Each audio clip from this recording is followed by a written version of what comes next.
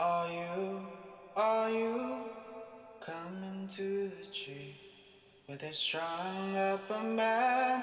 They say murder three. Strange things that happen here. No stranger would it be if we met at midnight in the hanging tree. Coffee.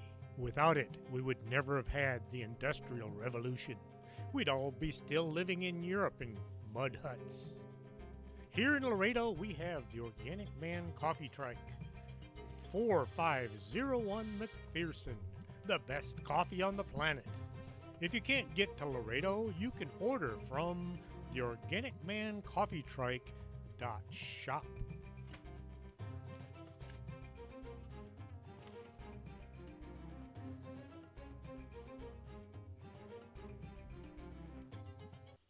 Welcome to the book reading. I wrote The Bag Company back in 2015, and I've managed to sell a few copies to a few people. It's not my best work I've ever done. However, I think it's entertaining. I've read it a couple of times. Noticed a few mistakes I made when I first wrote the book, but I'm not going to go back and change it because that is a lot of work. Anyway, if you're here listening to me now, that means you've listened to the first part of the show and you want to hear the next part. So, I will do another hour or so of reading and we'll see where this goes.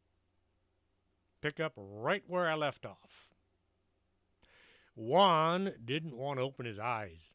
Unfortunately, he wasn't in control of his body. Someone, or rather something else, was running things. The ground was way down below him. Way, way down, like as in hundreds and hundreds of feet, or at least a few dozen. Juan was currently suspended from the bottom of an overpass, hanging by one hand while his other hand was grasping and trying to turn a huge bolt.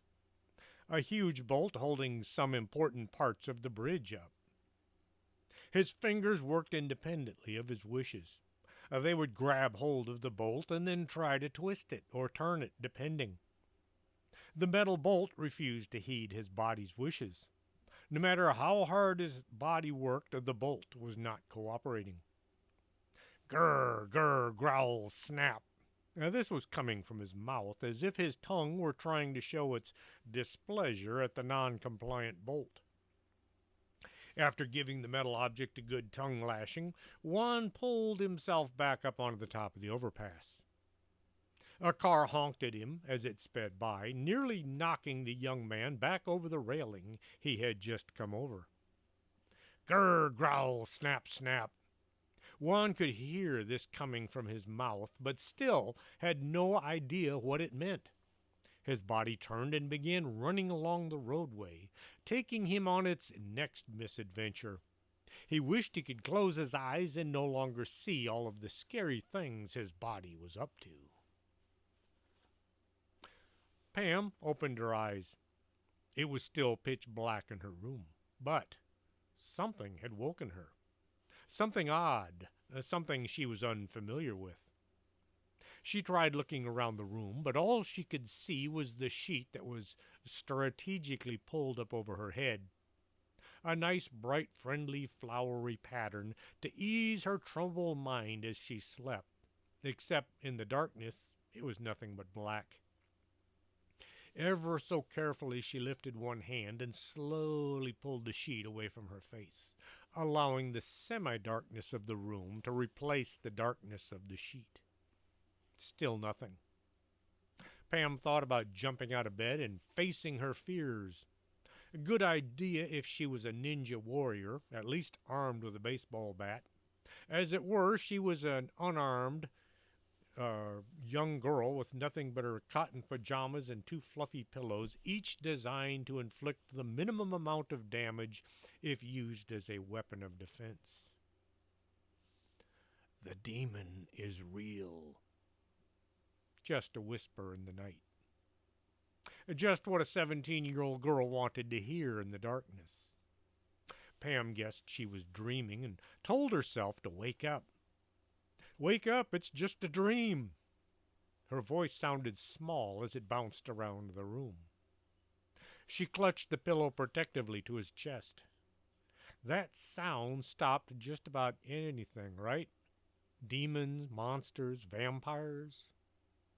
That's what had woken her up. That weird voice coming from where? It's inside my head. I'm just imagining things. No, it's not. Pam jumped. She jumped as much as a person can jump while sitting in bed, which wasn't much. The sound had come from behind her. Turning, she looked at the wall behind the headboard, with nothing to have produced the voice. It's all in my. Or not. Pam pulled the covers back up over her head. A guaranteed protection from just about anything. If the monster can't see you, they can't eat you, right? Chapter 3 The Book. At some point in the night, Pam fell asleep again, waking as the sunlight invaded her room and chased away the shadows. Great, now I have to go to work again.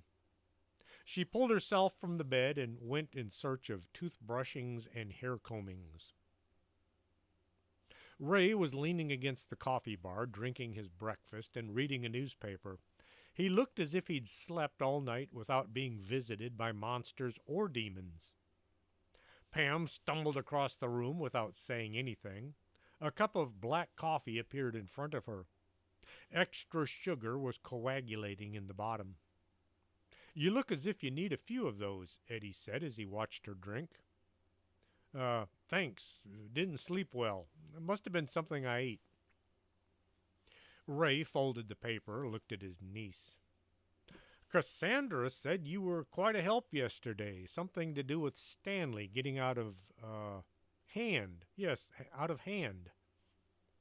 Pam drank most of her coffee before focusing on her uncle. You forgot to mention werewolves in the job description. She started in on the second cup, which Eddie had placed beside the first. As her vision cleared, Pam could see there were some others in and around the coffee bar. There was a guy in a white suit with a black tie. He kind of looked like Colonel Sanders, but without the chickens. There was a dog sleeping in a cushion in one of the chairs. His tail wagged as he dreamt of whatever dogs dreamt of. There was a thin, spidery-looking woman holding down one of the folding chairs. She looked dangerous. You won't have to worry about any werewolf attacks today. The moon is no longer full. It's no longer full. Ray pointed to the weather forecast on the paper. It says here some teenager tried to knock down a building by beating on it with his fists. What is the world coming to? What indeed coming to? From the other side of the door to the library coffee shop came a voice. Hello? Anyone here? Ray turned back to the coffee bar and said, You're up. Receptionist things, you know. Receptionist, that being you. Pam grabbed her cup of coffee and headed towards her desk. As she opened the door, she spotted Bob standing in front of her desk, a huge book under one arm. Oh, hi, Pam. Drake told me you wanted this book. Bob looked around as if lost as to where he was. Drake told me to give it to you, and then he disappeared. Bob set the book on Pam's desk. Juan turned up. He tried to knock down a building with his bare fists. He's locked up in the nut house right now. Nut house? You mean, the hospital. Why would he beat on a brick building with his hands? That demon must have been forcing him, or he went crazy. One or the other. Bob stood there looking as if he wished he were somewhere else. Pam thought about all she had told Drake, and the $500, did you bring that as well? Yeah, that. Drake said you needed some cash to help us out. All I have is $90 I earned digging out an old septic tank. He pulled a wad of crumpled bills from his pocket. If you'll help us get rid of the demon, we'll get you the money somehow. It wasn't as if she was actually going to deal with any kind of a demon. This was just a joke, right? It's not a joke. Pam looked around. Where was that voice coming from? As they were finalizing their business, Ray came wandering in. Ah, good, a customer. What will it be? A healing? A past life regression, maybe? Yes, past life regression? A demon vanquishing. We haven't done one of those in years. Yes, years. Pam was shocked. He took it in stride. You've dealt with demons before? Yes, a long time ago. Yes, I was about your age, and your grandfather was running the place. Ray looked around the room, remembering the past events. Come to think of it, that's what killed him. Yes, too much for him. It killed him. Bob decided now was a good time to get going. Talk of death was not what he wanted to hear. I'll get you the rest of the money as soon as I can, and he dashed out the door, pulling it halfway shut. Once the two were alone, Ray gave his niece a look. You want to fill me in on your business dealings? Yes, business dealings. It's just a joke. Remember yesterday the phone call from someone? You said to make a note for Mr. Armitage or Hamstring or something. Pam tried to shrink down and vanish behind the desk. Her uncle was probably going to fire her for unbusinesslike dealings. Well, was that so bad? She could stay home and sleep late, not have to come into this. Her uncle scowled, and he then scratched his head. This was no scowl, it was his thinking face. Oh, yes, your former class.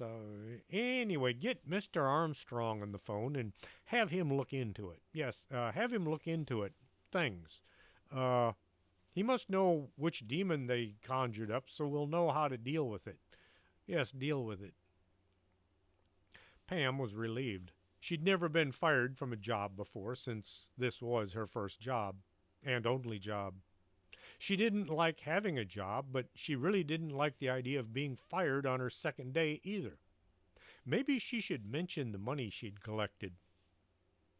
Anyway, call Mr. Armstrong and give him the details.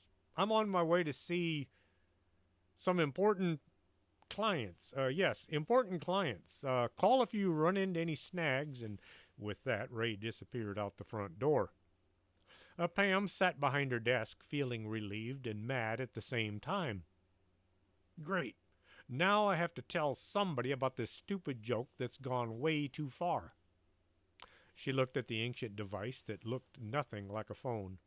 That's when she realized she didn't have a phone number for Mr. Armstrong. Then she realized she didn't have her uncle's phone number either. How was she supposed to call him if she didn't know his number?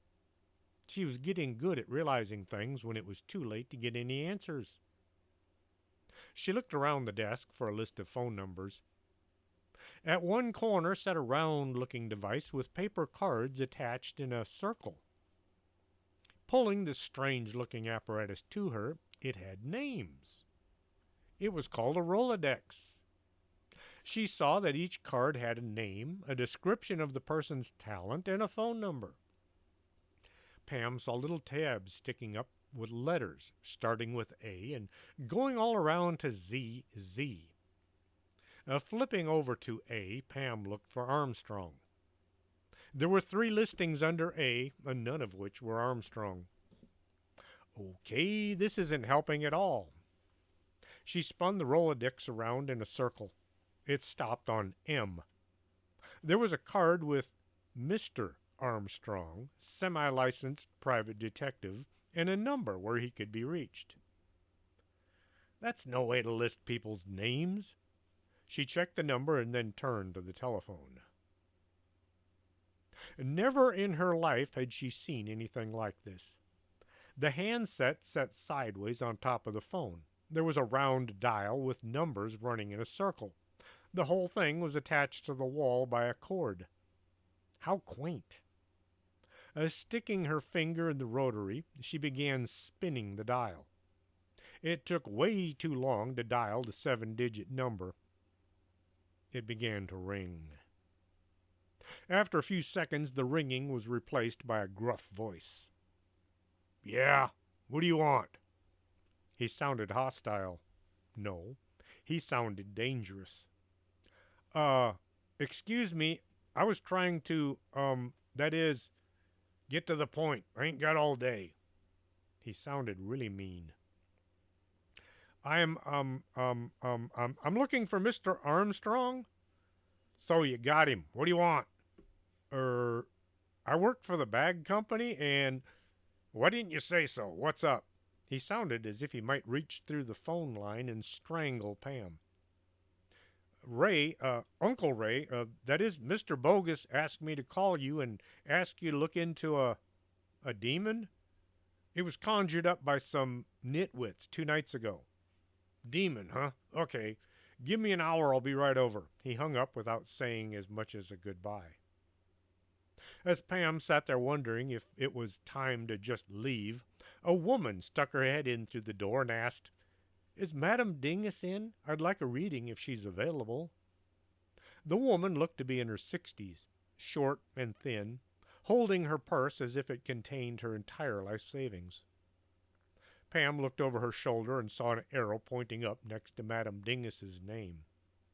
Yes, she's in. Who should I say is here for her? Penelope Bridgestone. I came in last month and she was oh so helpful. The old lady tottered in and took a seat in front of Pam. As she sat, she disappeared from sight behind the book Bob had left sitting on the desk. I'll give her a... Pam had no way of paging the staff. How on earth was she supposed to contact them? Just 1 second, I'll be right back. Pam turned to the staircase and looked up. Great. Time to get some exercise. The staircase was higher than a normal staircase should be. The ceiling of the first floor was 20 feet high, making the stairs almost 2 stories up. So, Pam ran up the stairs, well, halfway, and then she walked. I hope I don't get to do this more than once. She caught her breath and then went looking for the card reader. The door was closed, so Pam knocked. Enter! What can Madame Dingus do for you? She pronounced it dingoose, as if it were more hoity-toity that way. There's a Penelope Bridgestone here to see you. By all means, send her up. The madam was looking very astute today. Tromping back down the stairs, Pam had to stop and catch her breath before telling Miss Bridgestone to head on up. Madam Dingus is ready to see you now. The old lady looked up the stairs as if building up steam to take her up to the top. Then she began to pull herself up using the handrail. Pam got back to business at hand, which was looking through the desk, trying to find anything that might help her do her job. Pulling out the center drawer, she found a pile of cash. Cash with a piece of paper that said petty cash. A list of small expenditures was written down on it. In the next drawer, there was a notebook covered with dust, dated from 1990. It was left over from somebody that had done this job. Maybe they'd left behind some good ideas. Pam opened the notebook to a random page. March 9th, 1990. This place sucks. I've got to get out of here. Well, that was no help. She flipped over to the next page. May 27th. I hate my life. Okay, things were getting worse, not better. On the last page, June 19th, 1990. I think I'll kill myself. This is the only way out of this place. Pam slammed the notebook shut and pitched it back into the drawer.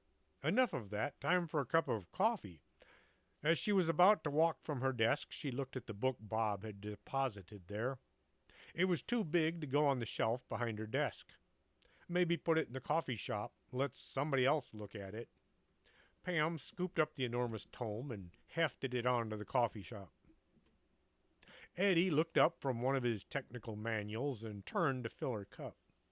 So, how is the world treating you today? He slid her coffee cup over to where she stood. Pam set the book on the chair near the bar. It was too heavy to hoist up onto the top. How long have you been working here? She looked at Eddie. 5 years. I used to work at a computer shop fixing electronics. Did you know any of the previous employees, like somebody that did my job, the job I'm supposed to be doing? Well, the last receptionist we had was Marge, and she just didn't show up one day. That was 3 years ago. How long did she last? Just over a week. Eddie got busy wiping the bar top, chasing away imaginary coffee spills.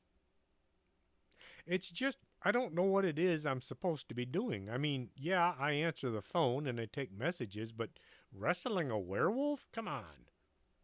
A Marge got swallowed by a blob. It spit her back out, but she always hated this place after that. Eddie took a deep breath as if reminiscing about a past adventure. A blob? Where did a blob come from? Oh, it snuck into the reception area and caught her coming down the stairs. She was looking for a book that was supposed to fill her in on how to do her job, and that had been left up on the third floor. Pam was regretting her decision to take this job from her uncle, not as if she'd had much choice. Is there anything around here I should know about? Eddie thought about it a minute. No, that's the only thing dangerous, and now the house has an anti-blob shield put up around it. Pam thought a second. What you need is an anti-werewolf shield. Oh no, we'd lose too many clients. Too many? How many are there? Oh, a dozen or maybe two. Pam decided to turn in her resignation right then and there. As she turned towards the door, it slammed open, revealing a man that filled the doorway and then some. He was as wide as he was tall, mostly muscle. His suit looked as if it had been fashioned back in the 50s. The snap brim hat was low over his eyes. He stood there surveying the room as if expecting something to attack him. Eddie looked at the man and said, "Ah, Mr. Armstrong, your usual?" He began filling a coffee cup without as much as a nod from Mr. Armstrong. The cup was a half-gallon, with a picture of a .45 caliber pistol etched on both sides.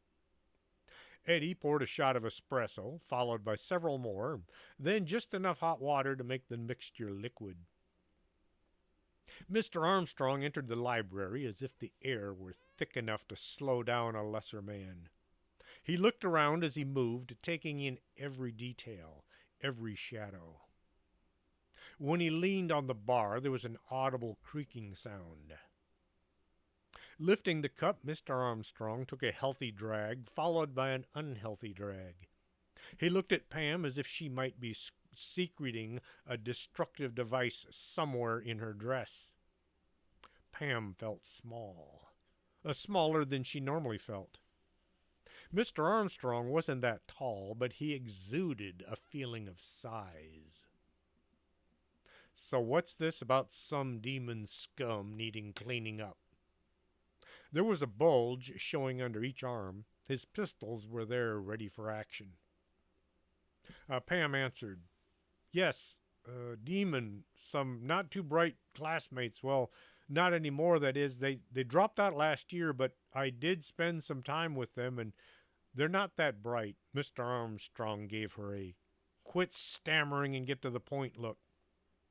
Pam felt even smaller. "See, these 6 guys released a demon, and Mr. Bogus said to have you look into it." "And you know these guys?" Now Pam felt guilty of something or other. She was very sure she'd had nothing to do with anything evil, but she still felt guilty. She started to mumble. "It's not my fault." Eddie broke the tension. "Show Mr. Armstrong the book." Pam lifted the book onto the bar. It felt as if it had put on some weight since the last time she'd picked it up. Mr. Armstrong gave the book a look of disdain. He started to say, no, she started to say, Bob brought. Eddie waved a hand at her and then put one finger to his lips. Mr. Armstrong was looking at the book like a pit bull looking at a piece of raw meat. His nose twitched. Then his eyes squinted. He squinted a bit more. Then his hand shot into his pocket. Pam ducked down behind the bar as his hand emerged holding a pair of glasses. I only need them for close-up work. The look told Pam this was in fact the absolute truth. She had a feeling he needed them for a lot more than just close-up work. Now, not squinting so much, Mr. Armstrong took a deep breath. Then, using a pencil, he flipped the book open to the first page. Looking down at the page, Mr. Armstrong dropped down and looked across the page, looking for humps or bumps in the paper. He took a sniff of the corner. Using the pencil, he flipped the page over and then rubbed the eraser back and forth. He flipped a few more pages, examining each one with all the intensity of a hound looking for a bone. He slammed the book shut, using the pencil once more, not wanting to touch any part of this evil text. It's from Germany, 14th century, written by a group of evil men bent on ruling the world or destroying it. You can tell all that by rubbing an eraser across the page? No, it's all written on the title page. He scowled at the air around him. The book has a spell on it. The pages are becoming blank. He scowled some more. All the important stuff is gone. He got busy with his coffee again. I'll need to speak to your boyfriend as soon as possible. Oh, he's definitely not my boyfriend. I can hardly stand to be on the same planet with him. Pam hated for anybody to think that she and Bob were friends. Get him on the horn and tell him to get himself over here pronto. Not as much a request as an ultimatum. Pam used this as an excuse to get away from this mountain of a man and head back to her desk. The air in the reception area felt somewhat lighter and safer.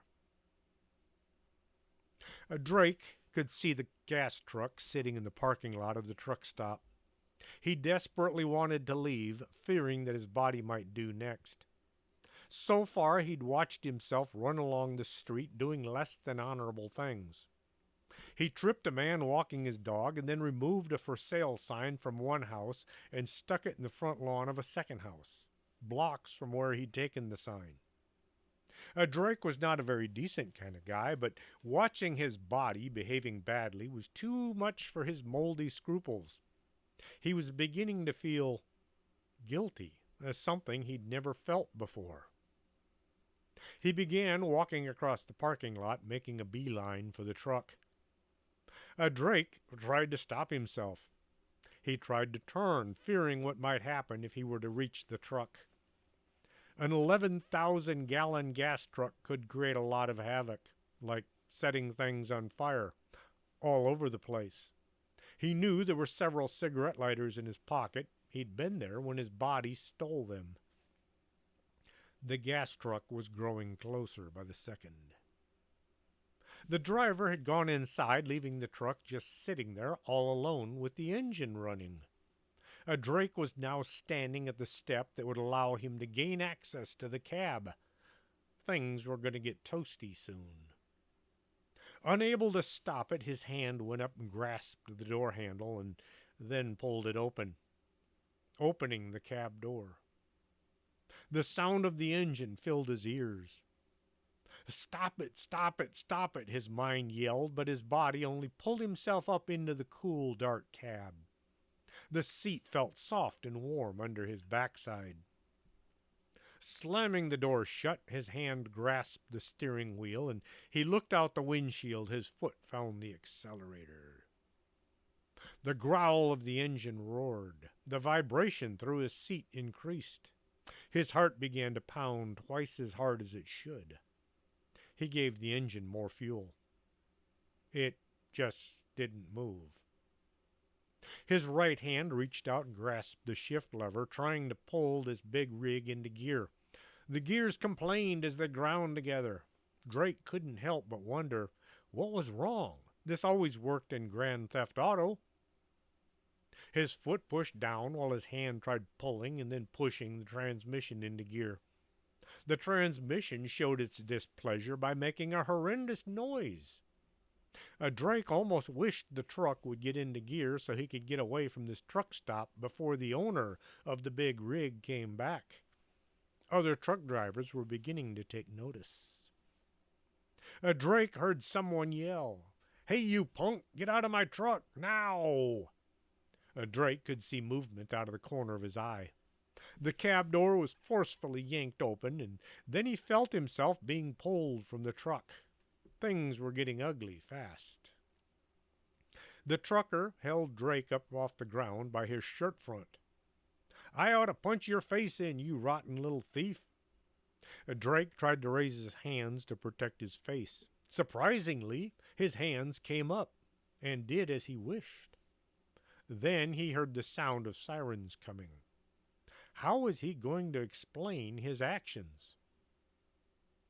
The demon slipped away, wishing this poor excuse for a possession had cooperated just a bit more. The demon could only do so much. Perhaps the next nitwit would be a better host. Pam had no idea how to get a hold of Bob. He didn't leave his phone number, and since he called on the office phone, there was not even a caller ID. She poked around her desk and then opened the drawer or two as if the number might be written down in one place or the other. As she sat there, not getting anywhere, a figure appeared by the edge of the desk. "You seem lost in your quest for purpose in your life." It was Madame Dingus on her way out the door, and points beyond. Pam turned the status board and turned the paper arrow to point down, showing the madam was now unavailable. "Heading home?" she asked, to show interest in her fellow staff members. "Yes, indeed. It has been a trying day. The cards were being very mysterious today." She looked around to see no one was overhearing their conversation. "I kept getting interference as I tried to do a reading. Numbers kept running through my head, strange, unusual digits, as I was viewing a winning lottery number, but no." She pulled a piece of paper from her jacket pocket. "I wrote them down in case they meant something to someone." She dropped the paper on Pam's desk and then turned to the door. "I'm off to see my friends. Take a message if anyone calls." And with that, she stepped out onto the porch and pulled the door mostly shut. Pam looked at the paper sitting on the corner of her desk. It did look odd, almost like a phone number. She reached over and turned the paper around so she could make out the writing. It was a phone number. Pam wondered who it might belong to. As she sat there not doing anything, Mr. Armstrong came lambasting into the room. "Is that your boyfriend's number? You should call him before this demon destroys the whole world." Pam felt as if the room was running out of oxygen. "A number? He's not my... I don't know who this... Oh, okay. What the heck?" She could call the number and then say, "No answer." She began dialing. The phone rang twice, and then she heard Bob's voice. "Hey, what's up?" He sounded like his usual stupid self. "Bob, we need for you to come back to our investigation so we can ask you one or two questions." Pam wondered if Mr. Armstrong would beat him up or anything. A third degree, maybe. Man, I got things to do, like, they found Drake. He tried to steal a truck full of gas." "Okay, I'll be right there." Pam was surprised. Drake wasn't the most honest guy in the world, but he wasn't an auto theft. Why would he do that? "I don't know what's going on around here. Maybe he needed a ride." Bob sounded like he didn't believe his own thoughts. He hung up without saying anything more.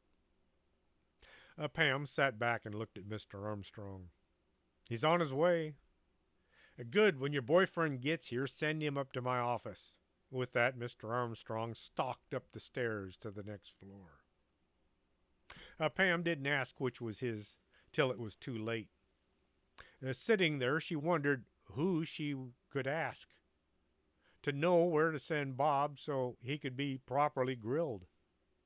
She was about to get up from her desk when she noticed the Rolodex had an entry penciled in at the bottom, room 3B, which was crossed out, and then 3D was written in small space next to it. Okay, so his office was on the third floor to the back. How appropriate.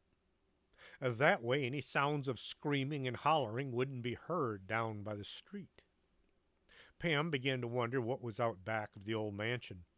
She'd seen the inside of the house, but didn't know what was behind this old decrepit building.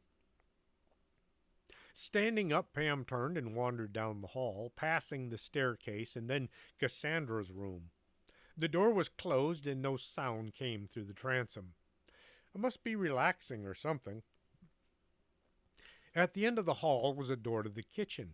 It was closed. It gave off an air of mystery, which was quite an accomplishment for a door. Pam grasped the handle and tried to turn it.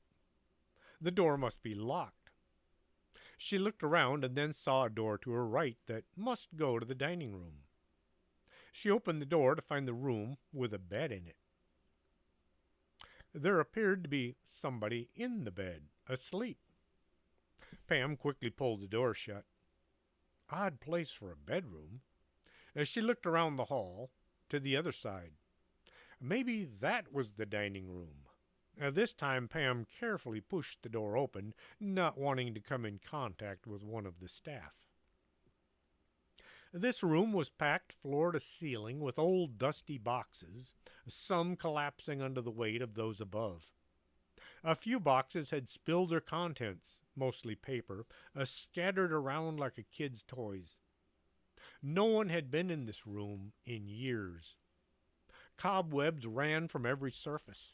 There were even webs running across the doorway. Standing in the hallway, Pam could just make out a chair under several boxes. The chair was in front of what might be a table. Well, it looks like I found the dining room. There's no way she could get through this mess and use the door that should lead into the kitchen. As she contemplated her next move, she heard Bob calling from the desk. Yo, anybody here? She'd have to do her exploring some other time. That shaking of my camera is my cat sitting on the back of the camera again.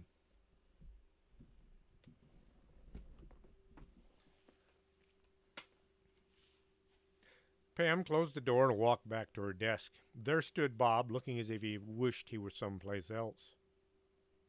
Mr. Armstrong has a few questions for you. He's in room 3D, if you'll head on up.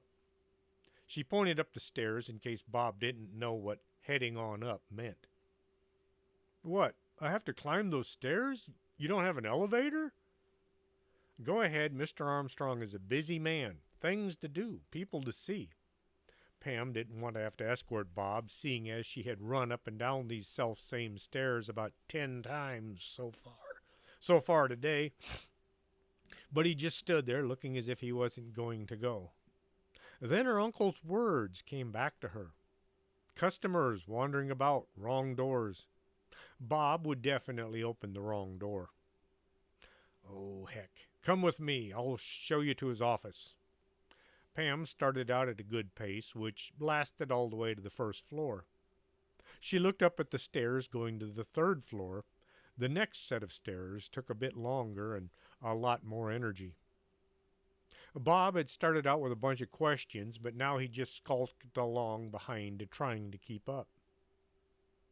Pam set her foot on the next tread, wishing her mom hadn't insisted on her wearing high heels. My feet are killing me. She looked at Bob, who looked as if he was about to collapse as well. Just a little farther, she pushed on, wishing for a quick and painless end. The lighting on the third floor was anything but adequate. A few 40-watt bulbs covered with dust were scattered along the corridor. Mr. Baba Ganoush was sitting in his room, cross-legged and still in his in his dhoti, thing from India. Bob piped up. Why is that guy wearing... Pam grabbed his arm and yanked him down the hall. Shh, it's not what it looks like. She hustled him to the next door and opened it. This room was completely destroyed. It looked as if a bomb had gone off twice. Looking at the door number, Pam saw she had the wrong room. Oops, that's 3B. We need 3D. She closed the door and moved down the hall to the other side. 3D could just be made out in the dim light. She knocked and then nearly jumped out of her skin. Get in here now! Mr. Armstrong was expecting them. Opening the door, Pam saw what looked like an office, except the desk was actually just a card table, and behind it sat a metal folding chair, being held down by Mr. Armstrong. Thin, threadbare carpet covered the floor, barely. The chair in front of the desk was somewhat more substantial looking, like it had been built to last. Pam couldn't help but think. Mr. Armstrong picked the wrong chair to sit in. He should have the big, fancy, strong chair and have Bob sit in that flimsy little rusty metal job. Fortunately, this time she kept it on the inside of her head. Sit, Mr. Armstrong pointed at the chair. Pam almost sat down. His voice was very commanding. Fortunately, Bob sat first. Pam turned to leave, but, You, over there! Mr. Armstrong pointed to the corner behind him. Pam didn't even consider trying to escape. Bob looked in every direction where Mr. Armstrong wasn't. I know you're in there, so what do we call you? Bob looked at Pam and then kind of looked at Mr. Armstrong's general direction. Who, me? No, not you, the foul creature that has taken over your body. Bob looked at Pam for some answers. I'm not the one Suddenly a smile came to his lips. I don't have to answer your questions, human. His skin began to take on an unhealthy color. Well then, I hope you enjoy eternity stuck there in that chair. Mr. Armstrong leaned down under his desk and pulled the carpet back towards him. It tore loose from under Bob's chair, revealing a weird-looking design drawn on the floor. Pam looked at it and thought, it's a pentagram, but there were too many pointy parts. Instead of 5 sides she was expecting, the design had 7, all intricately painted on the wooden floor with nice, neat little symbols. The entire thing was inside a circle. The whole thing was about 5 feet across. Demon Bob looked down at his feet and then jumped towards Mr. Armstrong. He went as far as the edge of the circle and then just kind of hung there like a mime trying to get through an invisible wall. This really seemed to piss him off just a bit. I'll kill you, snap, snap, snarl, growl. The rest was even more nasty sounding. Saliva began to splatter the inside of the invisible wall that didn't exist. Quite a lot of it, too. Nasty, drippy mess that it was, the drool began to slide down the inside of the invisible wall and form a puddle on the floor. Mr. Armstrong wasn't the least bit impressed. Now, once again, what do we call you? Snap, snarl, growl, rant. Demon Bob's face began to take on a very dark green color. Pam was pressed as far back into the corner as she could get. Any further and she'd be in the next room. Her feet slid on the floor as she tried to push farther into the corner. What's wrong with Bob? Her voice was just above a whisper. Your boyfriend is possessed by that demon that he released messing around with that German book. Mr. Armstrong never took his eyes off of Demon Bob. Pam felt as if she was going to pass out. But that was just a joke. They were messing with me. Just a joke. I hope you're not going to start talking like your uncle. That drives me nuts, Mr. Armstrong growled, once more not taking his eyes off of Demon Bob. Pam stopped pushing against the wall and stood watching Demon Bob as he crawled along the invisible wall that wasn't there, leaving behind a trail of saliva and handprints. They hung there, suspended by nothing. There was a knock at the door, and Eddie stuck his head in and asked, Pam, are you busy? Mrs. Fletcher was asking for an appointment to see Madame Dingus. She wants her to give her a reading. Mr. Armstrong said, go ahead and tell her to come over. Pam's a bit busy right now, but she should be done in a few minutes. His voice was cordial and sounded very relaxed. As the door swung shut, he changed back to his normal blood and guts growl. Okay, Demon Bob, tell me your real name, or you get to spend the rest of existence trapped in the devil's trap. A bit redundant, but he was dealing with a demon after all. Demon Bob was all the way up by the ceiling, trying to find a way out.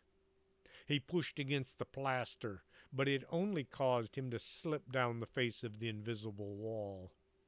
Growl, snap, grunt. I'll kill you, grunt, grunt. Bob started licking the inside of the wall. Pam couldn't stop staring at this obscene display of tongue work. Why is he licking the invisible wall? He's run out of things to do, so he's winging it. He thinks maybe his saliva will dissolve the protective barrier. Mr. Armstrong gave the invisible wall a whack with his hand. You're wasting your time. Cough up your name or else. Demon Bob winced, then moved to the other side and continued his misbehavior. When it became obvious his tongue wasn't getting him out, Bob dropped to the floor. After sitting quietly for a few minutes, Bob looked down, a smile on his face. He leaned forward and began licking the floor. Now that's even worse. When's the last time that floor was cleaned? Pam stood there, unable to not watch what was going on before her eyes. Mr. Armstrong became worried. He's removing some of the paint. If he erases enough, Mr. Armstrong grabbed Pam and pushed her into the corner as she had just moved out of. He pulled his shirt open, displaying a chest full of gray hair and an array of magic charms hung from around his neck. A veritable Mr. T starter set. Pam was about to yell when, kablooey! The invisible wall vanished. She only surmised it vanished since she couldn't see it, but suddenly Bob was out of his cell. Running around the room, he finally leaped through the window. With a crash, he vanished from view. Mr. Armstrong walked to the hole that once was a window and looked for his former prisoner. I didn't think he'd be able to lick the paint off. Pam joined the investigator at the hole. Ugh, that was disgusting. Now what do? Well, first I need to see about getting a newer office. Mr. Armstrong looked at the hole in the wall. Then I'll try to track down your boyfriend again. He's not my boyfriend. Pam looked down at the hole in the floor where Bob had been licking at the paint. Through the hole she could see Madame Dingus, who was playing solitaire with her tarot cards. 6 of cups on 7 of cups on the right. Madame Dingus closed her eyes. Now I'm hearing voices. What shall be my next gift? She went back to her game. Mr. Armstrong headed for the door. See about getting me a new office. I'll call later. And with that said, he bounded down the stairs. For such a large man, built like a pile of misshapen bricks, he moved like a cat. Pam surveyed the damage to the room. It wasn't like she was concerned about this old mansion, but it did belong to her uncle. She made a mental note to tell Uncle Ray that there was a mess and see about getting Mr. Armstrong a newer office to conduct his business from. Closing the door, Pam headed back down to her desk. There were people waiting in the reception area. Have y'all been helped or scheduled? She saw they were all holding cups of coffee. I'll be right here if you need anything. She sat down and acted like she was busy. Demon Bob was looking for something to mess with. He was hoping to find some kind of an atomic bomb or a bazooka or maybe a fighter jet he could blast the city to pieces with. There was a police car sitting at the intersection, the officer waiting for the light to change. Demon Bob walked over to the car and grabbed the door handle. Swinging the door wide, he tried to pull the officer from his seat. The plan was Demon Bob was going to race around town, lights and sirens, causing as many accidents as he could. Well, that was the plan. The best laid plans of mice and men, as they say. Officer Crutchfield wasn't pleased at all when some bonehead opened his unit door. He was even less delighted when said bonehead tried to pull him from the seat. This whack job was strong. Crutchfield was used to dealing with idiots. He'd been a cop for over 15 years. He'd been a sergeant already, if not for that minor incident involving one of the city council members and a tricycle. What the heck do you think you're doing? The taser is a wonderful tool, as long as you're the one using it. It can bring great joy to the manipulator as he watches his rowdy prisoner dance the dance of 1,200 volts of muscle-bouncing power. Crutchfield was more than happy to show this nincompoop how the device worked.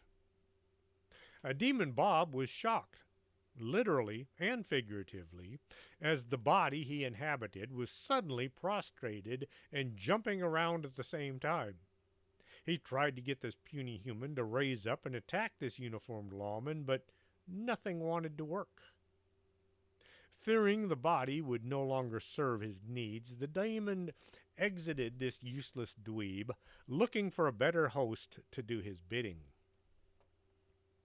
Bob suddenly found he was the recipient of all of Officer Crutchfield's attention, as well as all the power stored inside that tiny gun-looking appliance. Bob shook and jerked and bounced as he rode the lightning, as they say. A scream leaked out of his mouth, something a 10-year-old girl would have made, finding an ice cube slithering down her back. He went, "Eek!" Mr. Armstrong was cruising the mean streets of turned-off the Century neighborhood looking for Demon Bob when he spotted a minor disturbance in the street ahead. Someone was getting their attitude adjusted. Stopping his pickup behind the police unit, Mr. Armstrong recognized the subject of his search, doing a close impersonation of a breakdancer. Pulling his regulation Smith & Wesson handcuffs from his belt, Mr. Armstrong snapped them shut on Bob's wrist just as the taser cycled down and stopped. Crutchfield recognized Mr. Armstrong. Seemed any time something really weird was going on, this mountain of a man would show up somewhere. "You know this clown?" Kind of. He dated one of the staff at the bag company." Mr. Armstrong used one hand to lift Bob up from his seat, his sweat-stained impression on the street. Bob was just happy the lightning had stopped. "The bag company? This some kind of weirdness I don't want my name attached to?" "No tricycle this time, but yeah, it's kind of weird." Mr. Armstrong noticed Bob was no longer green, or strong, or possessed. Limp, pale, and shaking was more the feel of his prisoner. He yanked the probes out of Bob's chest. "I was going to drag his sorry buddy in on charges of assault on an officer, but if you want him, take him." Crutchfield looked up and down the street. A few, if any, people were looking their way. "And you don't have to remind me about that tricycle incident." Crutchfield was more than happy to let Mr. Armstrong have this pasty looking kid. Crutchfield grabbed his write up kit. Since the taser cartridges all had serial numbers, he had to account for the one he'd used on Bob. Sign here. With the paperwork out of the way, Crutchfield got busy getting as far away from this mess as he could. Mr. Armstrong shoved Bob into his vehicle, across the driver's seat, over the center console, up against the passenger door. Bob did his best to not piss this guy off.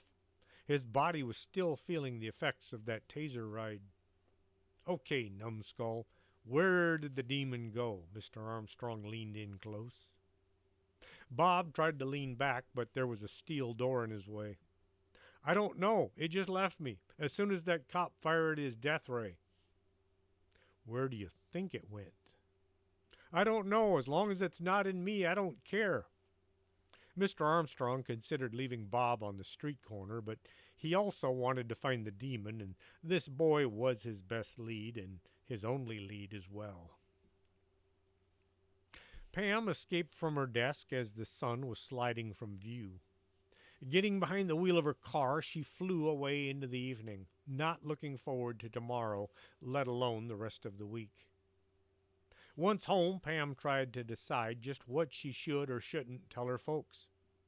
Should she mention the fact that she'd been in a room filled with demon and wanted to kill her and Mr. Armstrong? Well, it said it wanted to kill Mr. Armstrong, but not her so much. Paula sat across from Pam. So, how was work today? Meet anyone interesting? Nah, just the usual. File some reports, answered the phone. Pam wasn't about to tell her folks she'd seen a demon. Chapter 4. The Plot Sickens. The phone was ringing. It sounded like an air horn from an 18-wheeler on helium. Pam opened one eye. That way anything bad would only enter her brain half as fast. The clock said it was 7:45. She looked at the clock, then at her phone. What did 7:45 mean in her life right now? She practically fell out of bed trying to get her phone and answer it. Ah, Pam, I hope I don't wake you.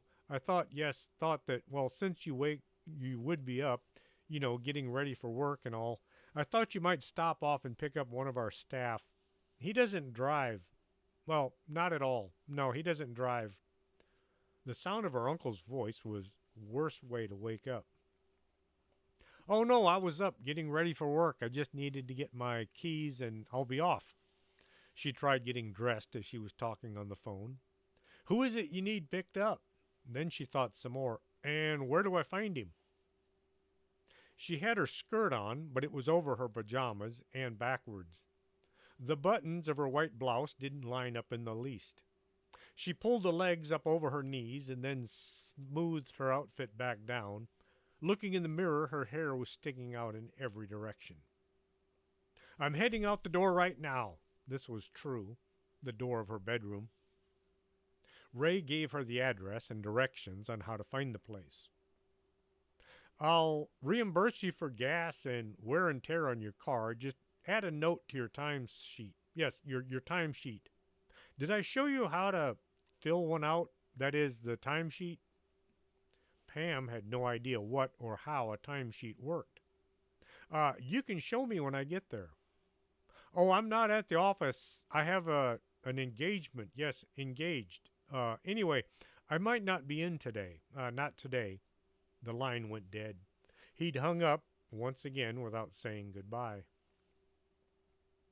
Running a hand through her hair, Pam grabbed the first pair of shoes she saw and tromped down the stairs. Her mom was sitting at the table finishing her breakfast. You know, you really should try getting up at a decent time, and you don't have to skip breakfast. Her mom had one of her knowing looks. Great, yes, I'll try that tomorrow. Get up, gotta go. See ya. Pam ran out the door, her shoes in one hand, keys in the other. She ran back in and grabbed her purse, and then it was out the door again. Then she ran back in and gave her mother a quick kiss goodbye, and then it was out the door for real. The pedals felt real weird under her bare feet. Putting the car in drive, she took off down the street, heading for the other side of town. The directions took her to an old neighborhood. Not old like the Bag Mansion, but old as in 60s style. Driving down one street and then up the next, Pam finally saw the house she was looking for. A wood frame structure, single story, with a huge tree out front. Stopping on the street, Pam opened her door and then tried putting her shoes on. Oh, great. She had two mismatched shoes. One black, open toed with a strap, and the other was gray, rounded toe with a buckle on the side, and a clunky heel. In her haste, she had grabbed them without looking. Well, at least they both had the same heel height. I'm making a fashion statement, I guess. Yuck. She walked up the sidewalk to the front door, looking for the doorbell, and then she knocked, not seeing a button. After a few minutes, a man appeared in the window in the door. He looked left, and then right, and then at Pam. Yes, he said through the closed door. I'm from the bag company. Mr. Bogus sent me to pick you up. The man vanished from sight, and then shortly he opened the door and stepped out. I don't drive. Too many distractions. I see dead people. Pam was shocked just a bit. After her last 2 days at work, her shock level was quite low. Wow, do they tell you things like that movie? What movie? You know that kid, he could see dead people. They showed him things like who killed them and things. No, they're just dead. They lay on the ground, not moving. He followed Pam to her car. A Grandy Sear. I work part-time at the bag company. He held out his hand. Pam Bogus. Yes, he's my uncle. My dad talked him into hiring me. Pam thought this guy might make a good ally. You never know when a real psychic might come in handy. Driving away from Grandy's house, Pam asked, what kind of things do the dead people pass on to you? Oh, nothing. They just lay there. You don't get any information or advice? Nope, I just see them laying around wherever they died. He pointed out the windshield. There's one now, laying in the road. Pam couldn't help but swerve to avoid the invisible dead guy. So, how do you use your talents, or your gift? I don't. I'm the maintenance man. I clean and fix things around the place. Oh, Pam didn't know what to say next. It was a long, quiet drive to the mansion. Once at the bag company, Pam told Grandy, there's a big hole in room 3D in need of fixing before somebody falls through. No can do. I have a prior commitment to work on the prince's elevator. Elevator? This place has an elevator? Yes, but it's not very big. Grandy pointed out a small door, about the size of a large cat next to the staircase. It's used by His Royal Highness Prince Wapo de Grande. Just who is this royal prince? He's the house cat. It's the only way to get him upstairs. It's the elevator or somebody has to carry him. How hard could carrying a cat upstairs be? He weighs about 35 pounds and he wants to be up and then down and then up again and then down again. You know, typical cat. Does the cat have to go upstairs? Grandy thought long and hard on that one. Well, yeah, he does. He said so. Oh, I see. You have a talking cat. Pam thought this was way too much. Prince Wapo doesn't talk. Carol Munchausen is our pet psychic. She said that he needed to go upstairs. Pam was lost. Why doesn't he just walk up the stairs like everyone else? He said no. Elevator or carry. Too many steps. Grandy got busy trying to fix the tiny elevator. Pam went in search of coffee. The reception area filled up with people, each wanting to see a particular psychic or spiritist. Pam sorted them out, getting the customers headed to the right staff member. One gentleman stood out from the rest. It could have been because he wore a tuxedo, or it could have been his silver tipped walking stick, or just maybe it could have been his hat. Tall and pointy, it looked like what you'd expect the stereotypical wizard to wear. Can I help you? Pam put on her best I don't think you're crazy look. Yes, I would like to speak to whomever is in charge around this delightful abode. He had an accent, but Pam couldn't say from where. Mr. Bogus is out right now. Maybe I can take a note and pass it on to him when he gets back. I am the great Manford, wizard extraordinaire.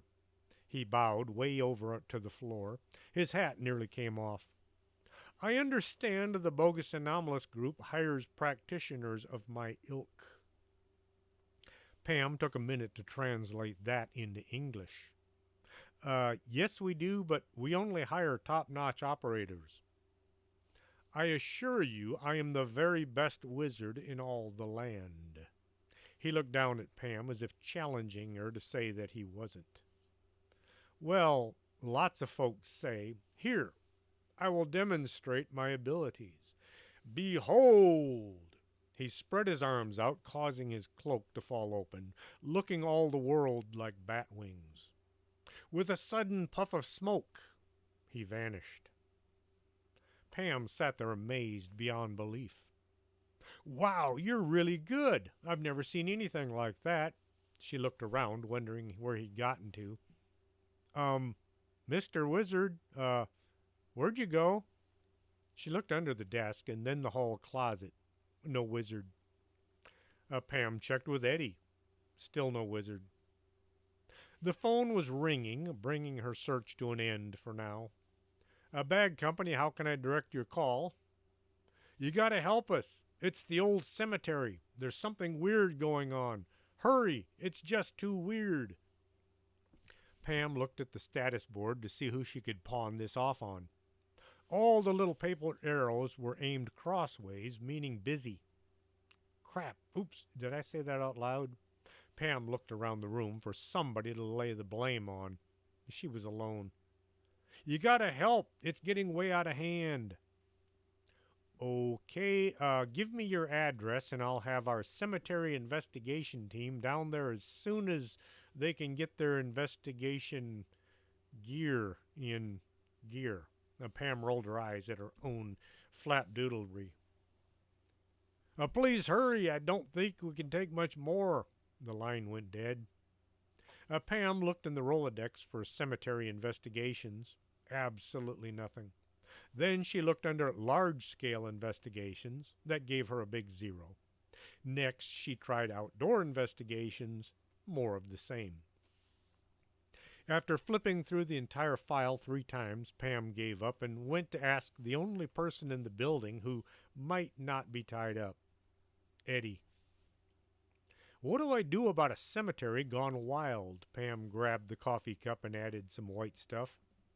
Eddie was wiping down the counter. Oh, that's easy. Look under Golgotha. It's there in the Rolodex under P. There's a list of everyone needed to do a cemetery fix. Why is Golgotha under P? P for polyandrium, from Greek for the polyandrian place where many people meet, from neuter of polyandrius, of connected with many people, from polyander for man. Pam was about to ask a further question, but so far she was twice as confused as her first few seconds. Okay, I'll just do that.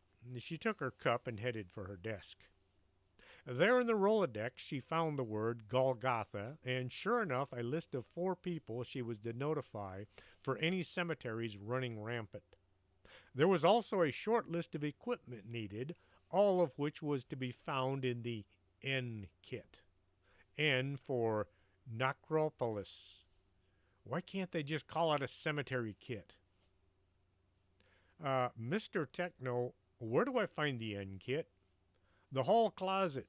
He was up on top of a ladder checking for a particular volume requested by a psychic in need of further enlightenment. And with that, I am going to call it quits for this section of the show. If you've enjoyed the story so far, I will try to get the next hour out soon.